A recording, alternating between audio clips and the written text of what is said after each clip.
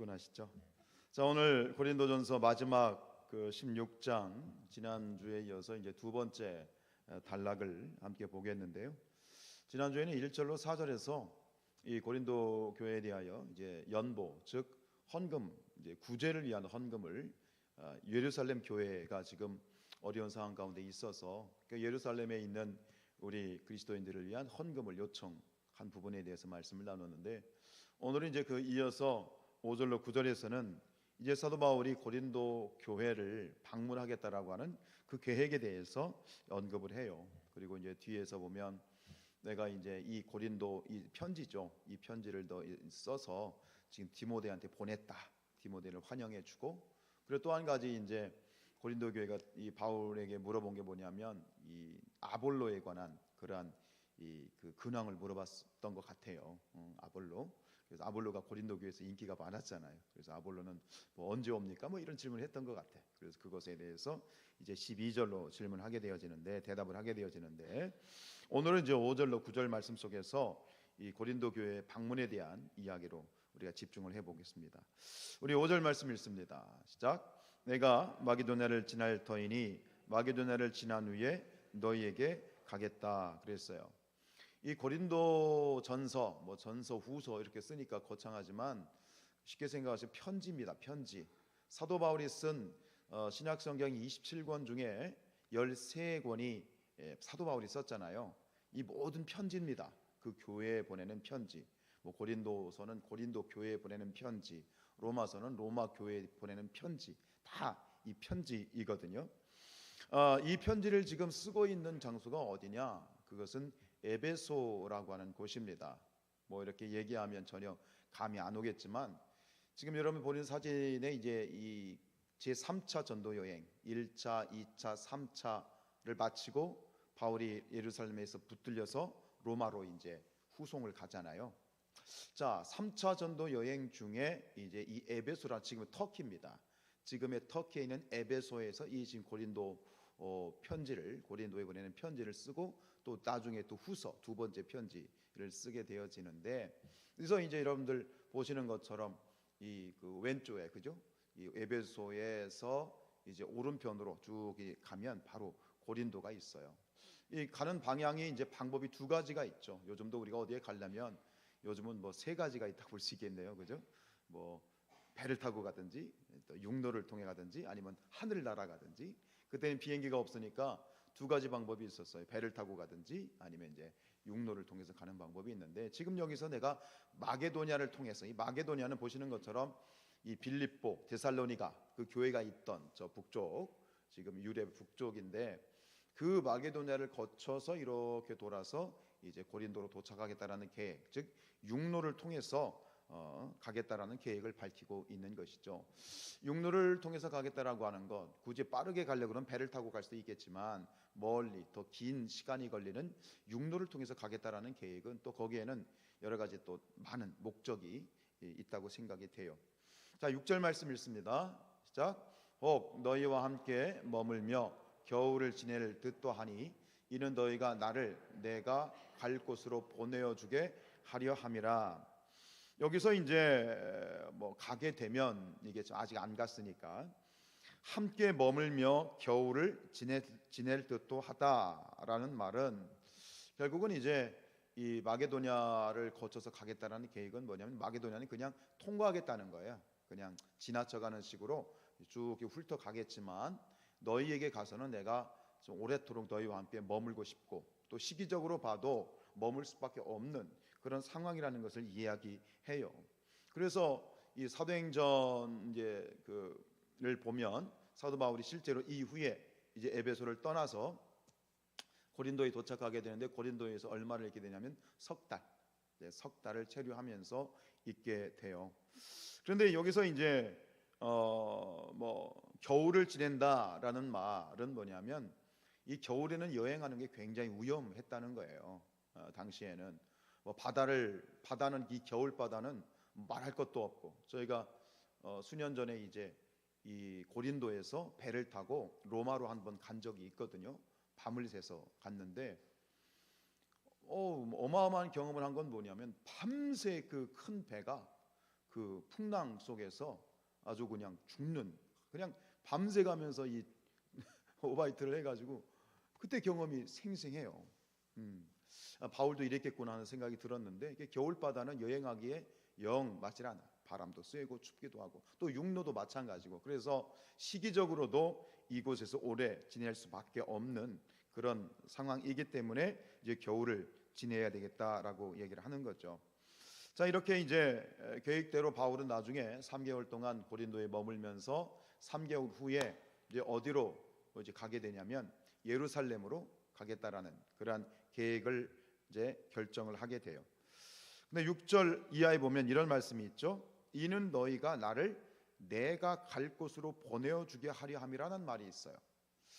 참 이 해석을 이렇게 들으면 그냥 얼핏 보면 너희가 나를 내가 갈 곳으로, 여기서 내가 갈 곳은 이제 3개월 후에 가게 될 예루살렘에 대한 이야기인데, 너희가 나를 내가 갈 곳으로 보내어 주게 하려 함이라. 그냥 이렇게 얼핏 보면 마치 고린도 교회가 허락을 해야 예루살렘으로 뭐 갈 수 있다 뭐 이렇게 들리는 부분이 있는데, 근데 이 말씀 속에는 굉장히 아름다운 이 초대교회의 아름다운 그러한 관례, 아름다운 그러한 모습이 이 속에 담겨 있는 건 뭐냐면, 이 당시에 이 사도 바울과 같은 복음 전도자들이 굉장히 많았어요. 은혜를 받아서 이 복음을 증거하게 되는데, 이 복음 전도자들이 가게 될 때 뭐 어떤 큰 이런 이 뭐가 있어서 여행을 충당하거나 뭐 이렇게 돈이 있는 것이 아니기 때문에 이 복음 전도자들이 여행을 지속할 수 있도록 어느 곳에 가든지 초대교회들은 그 복음 전도자 지도자들을 뒤에서 물심양면 후원해 주는 거야. 먹을 것도 마련해 주고 옷도 지어 주고 여비도 마련해 주는 이러한 일들이 의무적으로 당연히 그래야 된다라고 생각하고 그렇게 아름다운 형제애를 발휘했던 것이 초대교회의 모습이에요. 바로 그 얘기를 하는 거예요. 그러니까 너희가 나를 내가 갈 곳으로 보내주게 하려 함이라는 것은 이제 너희가 나를 도와서 내가 이제 예루살렘으로 갈 수 있도록 너희가 나를 이제 물심양면 후원해 줄 거라고 믿는다, 이런 내용의 편지인 것이지요. 그러면서 이제 11절에 보면 또 이와 같은 내용이 있어요. 11절에 보죠. 시작. 그러므로 누구든지 그를 멸시하지 말고 평안히 보내어 내게로 오게 하라라는 말이 있어요. 여기서 지금 그를 멸시하지 말라는 건 뭐냐면, 이 고린도서, 즉 고린도에 보낸 편지를 지금 누구 손에 들려서 파송시켰다고요? 아까 말씀드렸죠? 디모데요.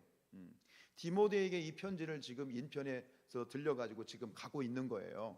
너에게 디모데가 가면 마찬가지예요. 디모데가 할 테니까 디모데가 가면 잘 이렇게 보살펴주고 괜히 막 딴지 걸지 말고 잘 보살펴주고 먹을 것도 주고 입을 것도 주고 여비도 잘 줘서 너희들에게 편지를 다 주고 난 다음에 내게 다시 돌아올 수 있도록 잘 뒷바라지를 해줘라 라고 하는 이 똑같은 그런 어떤 바울이 기대하는 것을 디모데에게도 요청을 하면서 선교에 대한 후원을 요청하고 있는 것이죠.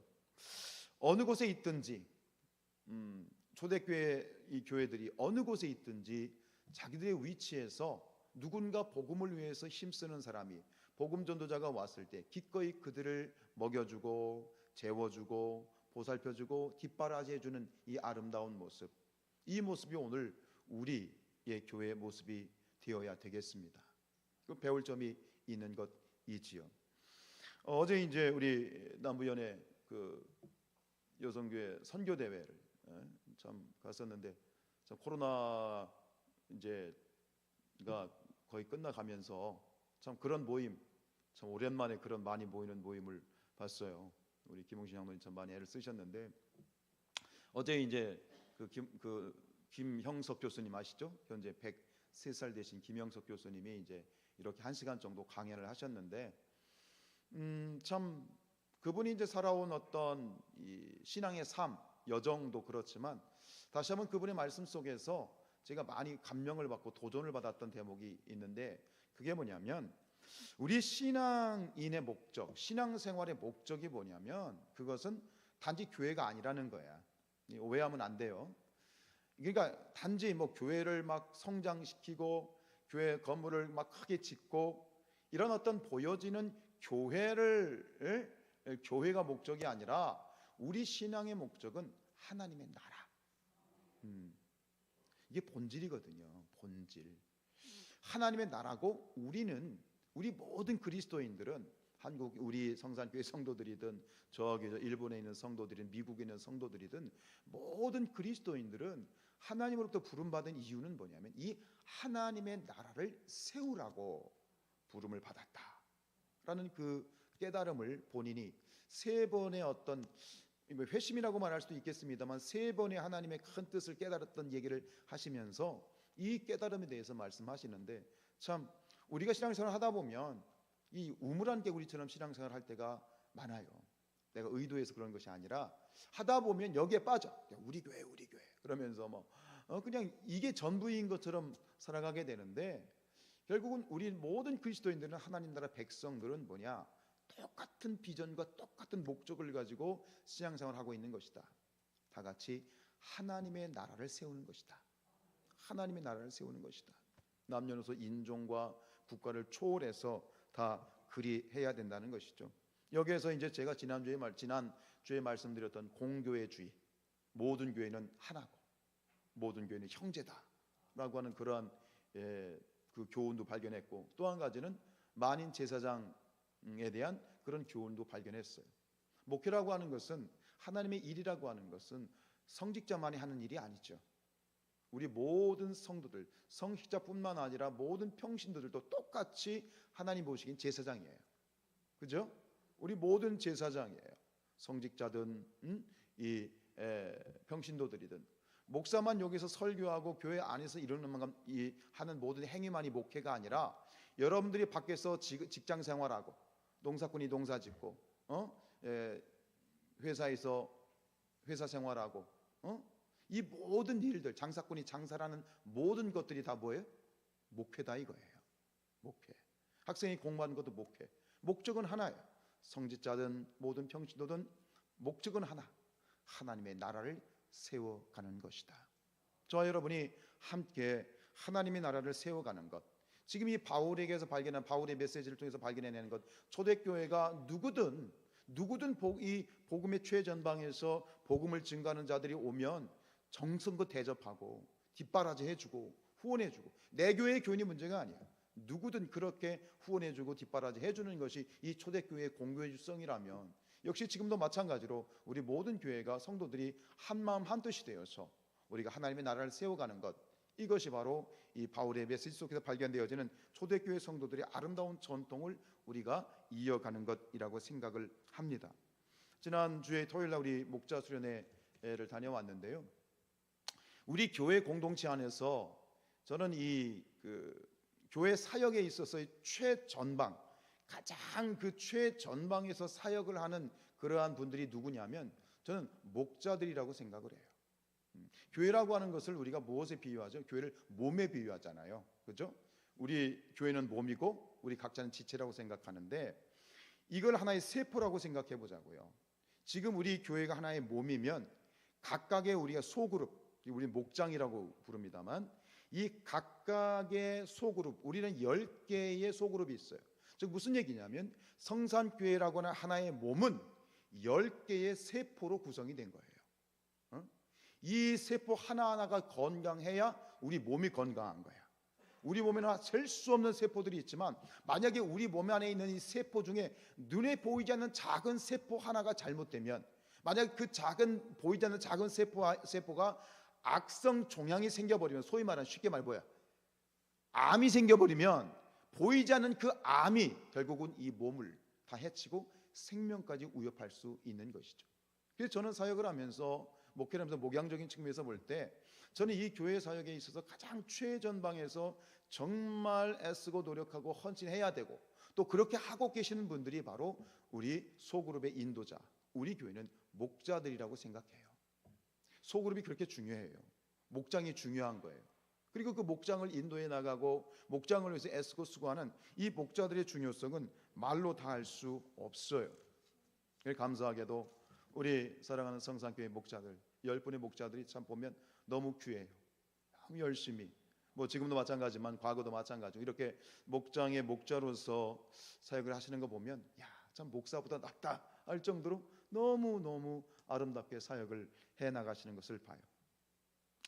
이 한 그 이제 초반에 벌써 이제 4달이 지났습니다만 이제 목장 올해부터 목장 모임이 시작이 되었잖아요. 이제 올해 새로 목자가 되신 어느 권사님이 어느 날은 저에게 오셔서 그런 말씀 하시더라고요.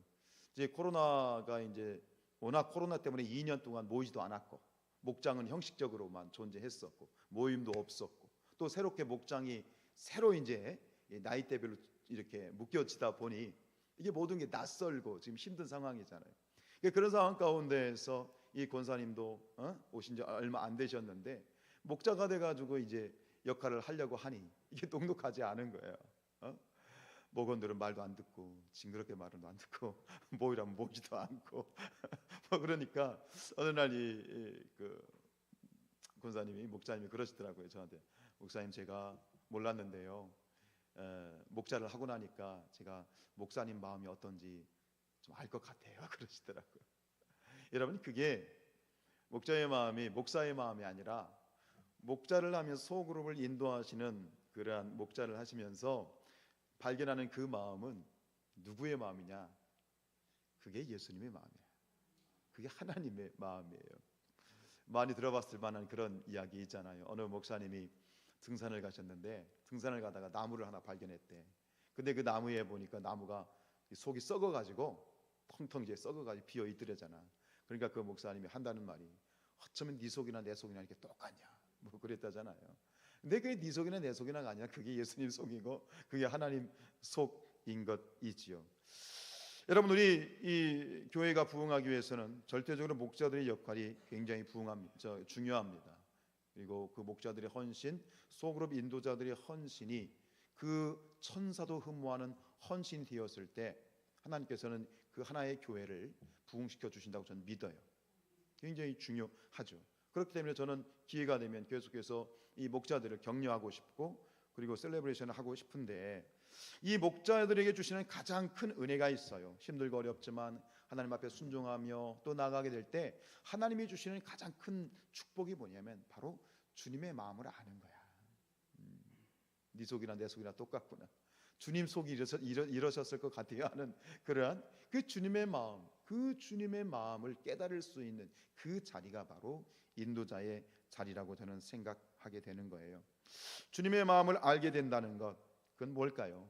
결국은 예수님처럼 한 영혼을 천하보다 귀하게 여기는, 한 영혼을 천하보다 귀하게 여기시는 그 예수님의 애틋한 마음, 그 사랑, 그 인내, 그 애정, 저는 그것을 깨달아 가게 된다고 생각합니다. 저도 뭐 아직 나이가 이제 50 초반이라 여러분들에 비하면 참 많이 젊죠, 그죠? 아직 애인가요? 근데 이 목회를 하면서 느끼는 건 그래요. 목회를 하면서 하나님이 주시는 은혜는 다른 거 아니야. 이것이 주님의 마음이구나. 이것이 하나님의 마음이구나. 주님의 마음을 조금씩 알아가는. 그럼 이런 때는 내가 인간적으로는 막 발끈하고 인간적으로는 화도 내고 인간적으로는 그냥 에이씨 그러고 하기도 싶고 인간적으로 그냥 멱살 잡고 싸우고 싶을 때도 있지만 주님은 그렇게 하지 않으셨잖아요. 주님의 마음을 깨달아 알 수 있다는 것, 그게 참 은혜이지요. 한 영혼을 천하보다 귀하게 여기는 그 마음, 그 마음을 가지고 우리 사랑하는 목자님들 더욱더 섬겨주시기를 축복합니다. 다 와 계시진 않지만 그리고 우리 교회는 또 그렇게 뭐 오늘의 목자가 또 다음에 또 목자가 세워지면서 계속 새로운 목자들이 이제 섬기게 될 텐데 그 목자들이 교회를 위해서 이 최전방에서 성도들과 교회 공동체를 섬기는 그들을 위해서 우리는 기도로 후원해 드리고 또 기회가 되는 대로 물심양면으로 또 이렇게 용기를 드리는 그런 우리 또 전체 교회가 돼야 되겠습니다. 자, 우리 7절 말씀 읽지요. 시작. 이제는 지나가는 일에 너희 보기를 원하지 아니하노니 이는 만일 주께서 허락하시면 얼마 동안 너희와 함께 머물기를 바람이라 그랬어요. 여기서 이제 6절은 이 7절은 앞에 말했던 6절 말씀을 조금 더 구체적으로 이제 보충해 주는 설명이에요. 근데 여기서 보면 이제는 지나가는 길에 너희 보기를 원하지 아니한다. 이게 어떤 뜻으로 이렇게 해석이 되세요? 저는 이게 이제는 지나가는 일이 너희를 보기를 원하지 않는다. 내가 너희를 보러 가겠다고 얘기했는데 이건 또 무슨 얘기인가? 얼핏 보기에는 나 너희들 보기 싫어, 뭐 이렇게 보이는 거예요. 좀 해석을 그렇게 했으니까 어쩔 수 없겠죠.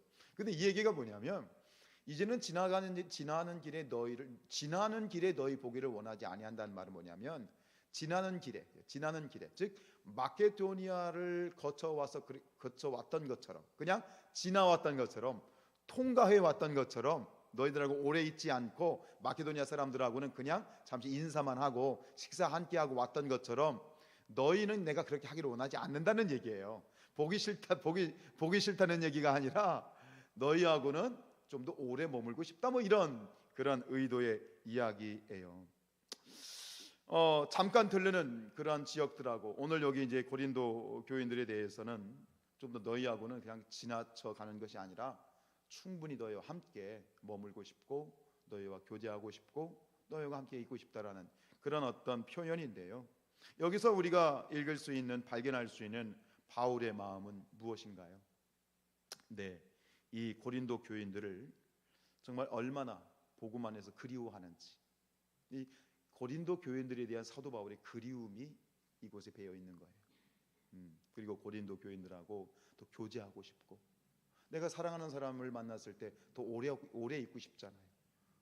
더 보고 있어도 보고 싶고, 더 오래 같이 얘기하고, 더 같이 더 이야기하고 그러고 싶어. 그런 마음을 이야기하는 것이지요. 사실 이 고린도 교회는 우리가 고린도 전서를 계속 와 봤잖아요. 고린도 전서 1장부터 계속 우리가 봤던 게 뭐예요? 고린도 교회에 있었던 수많은 문제들에 대해서 봐왔잖아요. 그러니까 이 고린도 교회는 지금 사도 바울에게는 아픈 손가락이에요.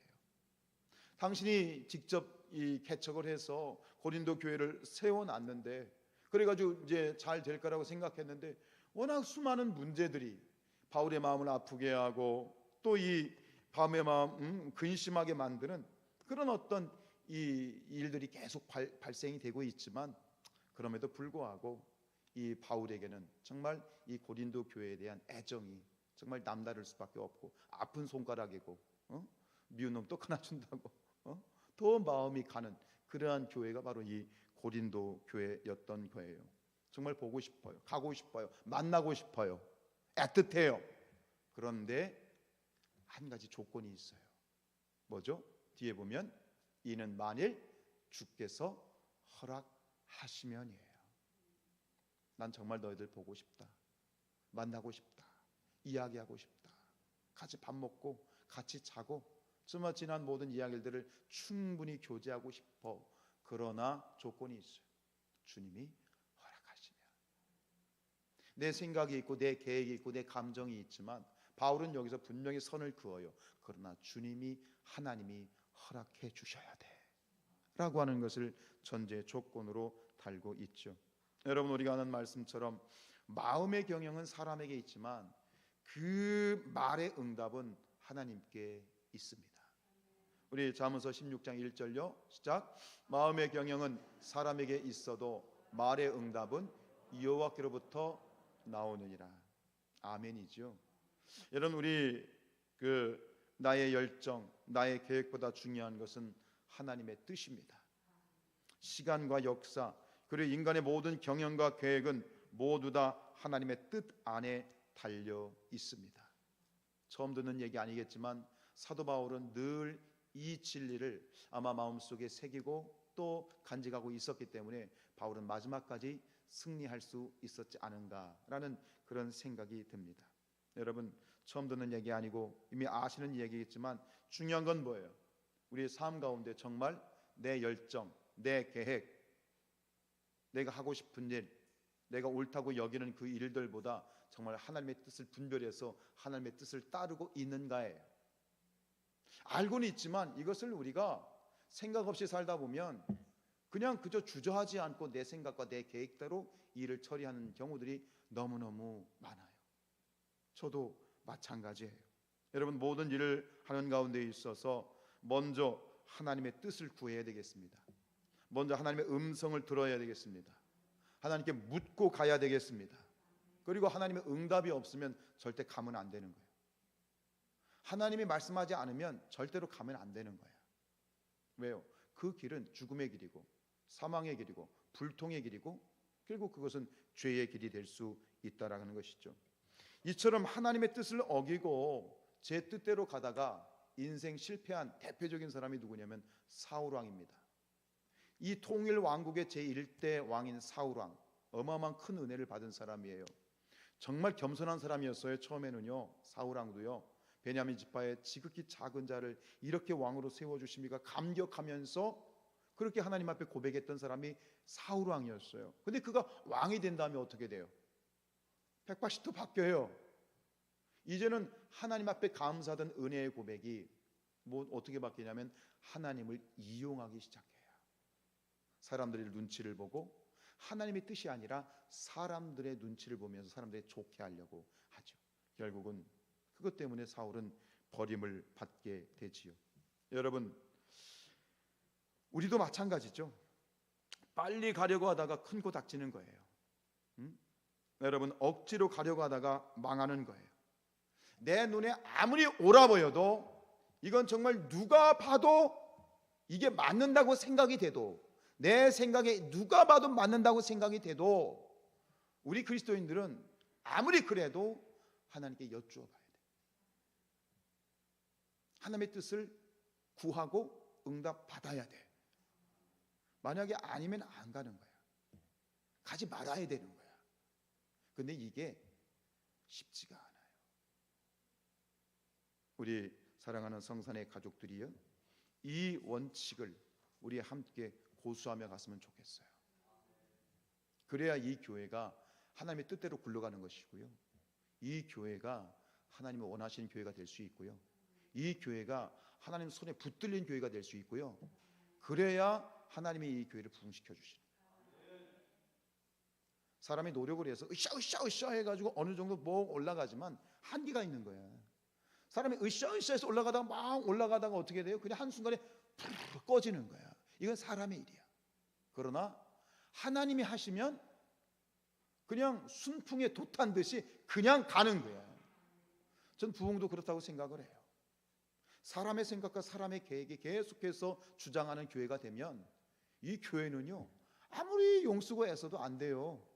그게 교회예요. 그게 하나님의 교회거든요. 그 놀라운 기적과 그 놀라운 이런 하나님의 영적인 원칙이, 그 원칙이 적용이 돼서 누가 봐도 이것은 하나님이 하시고 성령의 강력한 바람이 이끌고 가고 성령의 바람 가운데 이 교회가 놀랍게 부흥하는 것을 우리 저와 여러분이 함께 보았으면 좋겠어요. 기억하십시오. 내 생각에 아무리 옳아 보여도 먼저 하나님께 묻고 가십시다. 그런 교회가 되기를 축복합니다. 우리 8절 말씀입니다. 시작. 내가 머물려 함은 내게 8절이군요. 네, 내가 오순절까지 에베소에 머물려 함은 그랬어요. 지금 이 상황은 아까 말씀드린 것처럼 지금 에베소에 있어요. 아까 막 가고 싶어요. 그런데 또 갈 수 없는 것은 또 하나님의 뜻이 아니기도 하지만 지금 이 에베소에 여러 가지 또 풀어야 될 그런 숙제들이 있는 거예요. 그 숙제가 뭐냐? 우리 9절이에요. 시작. 내게 광대하고 유효한 문이 열렸으나 대적하는 자가 많음이라 그랬어요. 지금 이 에베소에서 사역하는 데 있어서 광대하고 유효한 문이 열렸다는 건 뭐냐면 이 복음의 문이 활짝 열렸다는 거예요. 그래가지고 뭔가 효과적으로 이제 복음을 증거할 수 있는, 그런 구체적인 모르겠지만 그런 지금 어떤 큰 사건이, 아주 멋진 사건이 발생을 한 거예요. 그러나 동시에 그런 어떤 이 복음을 전할 수 있는 그러한 유리한 여건들이 조성되고 있었는데 그건 그런 것만 조건이 조성되고 있었던 것이 아니라 역시 이 복음을 증거하는 데 있어서 위협적인 상황도 역시 존재하고 있었던 거예요. 뭐예요? 광대하고 유효한 문이 열렸으나 동시에 뭐 했어요?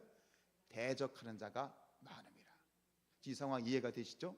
한쪽에서는 복음을 증거하려고 하는데 생각지도 못한 기회가 팍 열렸어. 근데 그러면서 동시에 한쪽에서는 더 이 복음 증거를 대적하는 원수들이 막 일어나기 시작하는 거야. 이 두 가지가 지금 공존하고 있는 거예요. 무슨 얘기냐? 호기와 위기가 같이 공존하고 있는 거예요. 여러분 아셔야 될 것이 있어요. 이것이 하나님의 일, 이것이 사역의 현장, 이것이 우리 교회가 부흥하려고 할 때 일어나는 현상이에요. 그때도 그렇지만 지금도 마찬가지예요. 반드시 혹이 기회가 생기게 되면 뭐가 와? 동시에 위기가 오게 되어 있어요.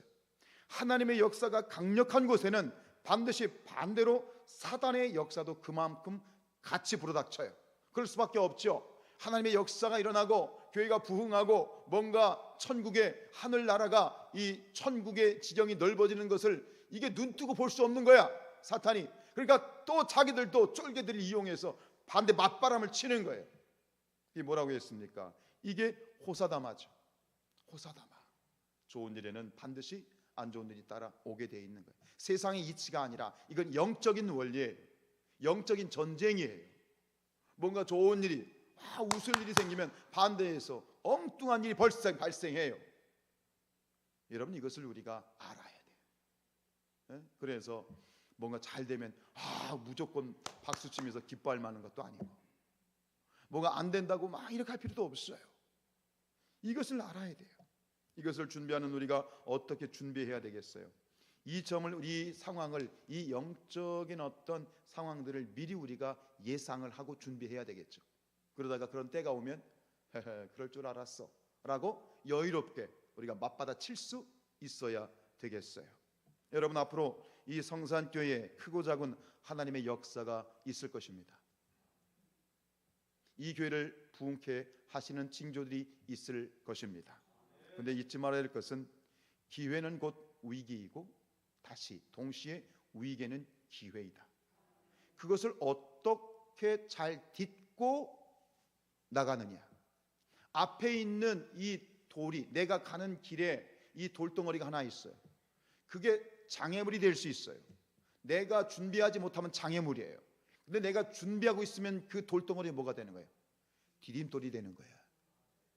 그래서 우리가 어떻게 깨어 있어야 되는 거예요. 뭐 어떤 문제든 어떤 상황이든 그것이 내 앞을 가로막는, 우리 교회와 하나님의 나라의 일을 가로막는 장애물, 걸림돌이 되는 것이 아니라 그것을 디딤돌 삼아서 뻘쩍 뛰어서 날아갈 수 있는. 그래서 오늘 우리가 예배하고 말씀 가운데 찬양하고 하나님을 바라보는 거예요. 하나님이 우리에게 주실 기회, 부흥의 기회, 부흥의 그날을 바라보시기를 주님의 이름으로 축복합니다. 제가 목회를 하면서 어떤 목사님이 저에게 그런 얘기를 했다고 해요. 가 목사는 금식의 맛을 아는 목사야, 그랬다고 얘기하는데, 제가 이제 이 부평에서부터 이제 이 사역을 하면서 이 금식에 대한, 뭐 꼭 금식하라는 얘기는 아닙니다만, 금식을 하면서 하나님이 주신 은혜들이 많고 경험들이 계속 쌓여 가게 되는데, 뭐 어떤 데 20일을 금식하고, 어떤 데 일주일을 금식하고, 뭐 올해는 제가 이 고난 주간에 금식을 안 했습니다만 어떤 때는 3일을 금식하고, 이번에도 우리 권사님 한 분이 또 3일을 금식했다는, 지난주에 했다는 얘기를 들었어요. 근데 이 금식을 하고 나면은요, 제가 반드시 부딪히는 현상이 있는데, 사단이 역사하는 걸 봐요. 그런데 저는 금식을 했으니까 어쨌든 간 이렇게 되어 있는데, 이 교회 안에서 목사가 금식을 하면 금식이 끝날 때쯤에서 시험에 드는 사람이 있어요. 그런 고민이 돼. 그때 내가 괜히 금식했나. 제가 금식이 끝날 때쯤 꼭 교회 안에 시험에 드는 사람이 생기더라고요. 저는 여러분들이 그런 분들이 아니 되길 축복해요. 그럼 누가 시험에 들까요? 영적으로 연약한 자들이겠죠. 그럼 대부분 어떤 분들이 시험에 드느냐? 기도하지 않는 분들이에요. 그게 고민이 돼. 솔직히 그냥 무난하게 갈 수도 있는데, 목사가 금식한다고 해도 사단이 역사를 하는데, 사단이 누군가를 공격하는데 뭐 성도 중에 하나를 공격하는 거예요. 여지 없습니다. 여러분들 모르시겠지만 저는 정확하게 보거든요. 여지 없어요. 그러면 그 사단에게 이렇게 결국은 시험을 당해서 그래도 저에게 오거든요. 그런 어떤 영향이. 그런 그때 저는 그분을 보면 참 안타깝죠. 참 안타까워요. 하나님, 기도가 돼요. 저 영혼을 붙들어 주십시오.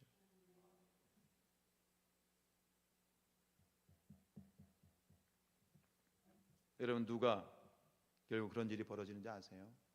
기도하지 않는 자들이에요. 기도하셔야 돼요. 기도하셔야 돼요. 선줄로 생각하느냐? 넘어질까 조심하라. 섰다고 생각하는 분들 조심하셔야 돼요. 이건 협박이 아니에요. 여러분, 이 모든 것들을, 이런 영적인 원리를 바라보고 같이 공유하고 같이 맞서 싸워야 이 교회가 부흥하는 거예요. 이 원리를 알아야 돼요. 영적인 원리를 알아야 된단 말이에요. 깨달으시길 축복합니다. 베드로전서 5장 8절 말씀입니다. 시작. 근신하라, 깨어라, 너희 대적 마귀가 우는 사자같이 두루다니며 삼킬 자를 찾습니다. 여러분, 선줄로 생각하지 마시고요, 넘어질까 조심하시기 바랍니다. 사단이 역사하는 통로가 되지 않도록 조심하시기 바랍니다. 깨어 기도하셔서 하나님의 은혜와 역사의 통로가 되어서 정말 멋진 승리의 주인공들이 되시기를 주님의 이름으로 축원드립니다. 찬양하겠습니다.